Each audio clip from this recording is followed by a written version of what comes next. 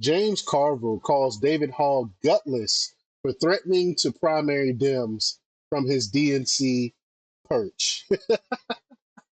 Ah, man, I love this infighting. The Democrats are eating their own. You got the crazy progressives versus the old school Democrats versus the far leftists. I mean, they're just infighting, and I'm just sitting back with popcorn watching. So we're gonna play the clip and hear what James Carville have to say about this. But before we get started, go ahead and hit that like button, share this out so we can get this information out there. Subscribe if you're not already a subscriber, and hit that alarm bell so you know when I'm putting out new stuff. Also, check out my link tree in the description. It has a link to my Patreon. That's where I talk about things that I can't talk about here. There's also a link to my Instagram and my X account, so follow me there as well. All right, so let's get into this news. Now, this comes from the Daily Caller, and they report that Democratic strategist James Carville on Wednesday criticized Democratic National Committee Vice Chair David Hogg for seeking to unseat certain incumbent Democratic members of Congress in the 2026 primaries. Uh, Leaders We Deserve, a political group which Hogg co founded in 2023, announced plans Tuesday to spend $20 million dollars to assist in electing younger Democratic leaders, including primary challengers to incumbent House Democrats, the New York Times first reported. Carville, on his Politics War Room podcast, suggested Hogg should resign from his post at the DNC for targeting members of his own party. So let's just get right to the clip here. Here we go. I've got to bring a couple things up here for just a second. One is David Hogg. Who's David Hogg? David Hogg is vice chair of the DNC. He was a survivor of the Marjorie Douglas Stoneham catastrophe, apocalypse, whatever you call it, mass murder. And he is a young but very progressive, in a hurry young man, fine. And he is trying to raise money to primary other Democrats. All right, now wait a minute. Let's get this straight. He is the vice chairman of the Democratic National Committee, and he is talking about raising $20 million to primary other Democrats. Well, when I look at the DNC, ideally it should be an organization that's trying to beat Republicans, not other Democrats. And if you want to have a kind of squad thing where you go, they never run against Republicans. Understand that. The squad never, ever runs against a Republican. With the exception of AOC. Who did she run against? You know, she ran against a bunch of Republicans in the congressional elections last. But that was a plus 30. But I think she helped to come. No, but your point's right. That she doesn't.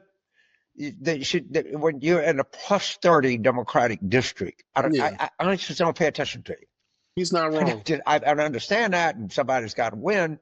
But when you're talking about using the power of the DNC, whatever power it has, it's not very much, but you're using that, and we're paying, Democratic donors are paying David Hogg's salary, they're paying David Hogg's staff, and he wants to run against other Democrats. Well, that's America. Run against who the fuck you want to, but don't resign your position. Have guts, man.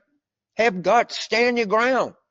And I don't think that I don't think that's part of the Democratic coalition.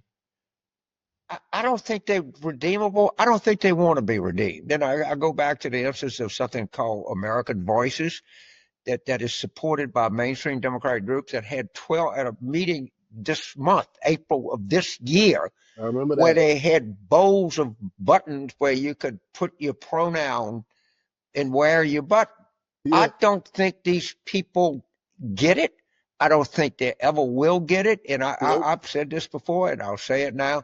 I think we ought to think about just having a schism.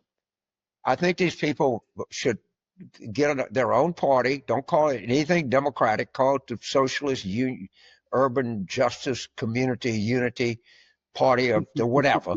Right. And then after the election, maybe we can have negotiations, or you can, vote for a Democrat to be the speaker if we win. It sounds like James Carville, the raging Cajun, has had enough. He's tired of these crazy woke stuff that they're pushing, but he wants them to leave the party. But the thing is, it's not going to happen. Where are they going to go?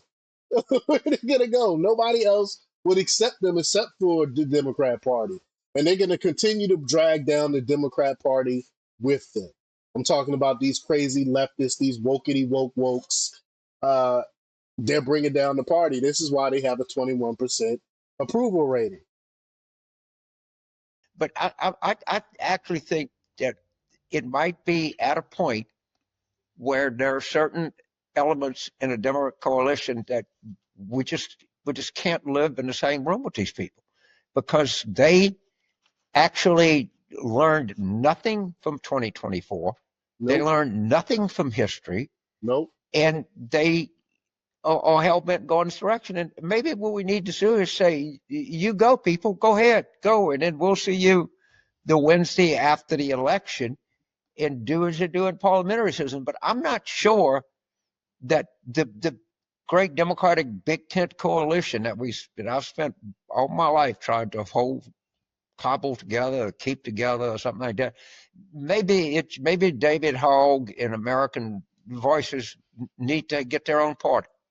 James, And I'd just add one thing. I think you might have too. The Democrats should have elected Ben Wickler of Wisconsin as party chair. They didn't. They picked a guy named Ken Martin from Minnesota, who by all rights is a fine fellow. We'll see now whether Ken Martin has any cojones. Right. Because if he doesn't do something about David Hogg, if he doesn't make clear to all donors, don't give a goddamn cent to whatever this guy's doing, and doesn't bring him in and to the woodshed and say, knock this crap off or get the hell out of your job. He was elected, but I mean, he's the party chair. I don't see that happening. I don't see David Hall going anywhere. He's going to be the downfall of the Democrat Party. But y'all let me know what y'all think about this. Leave y'all comments down below. Like, share, and subscribe. And check out jjthepsychotherapist.com for the latest in news. Until next time, peace.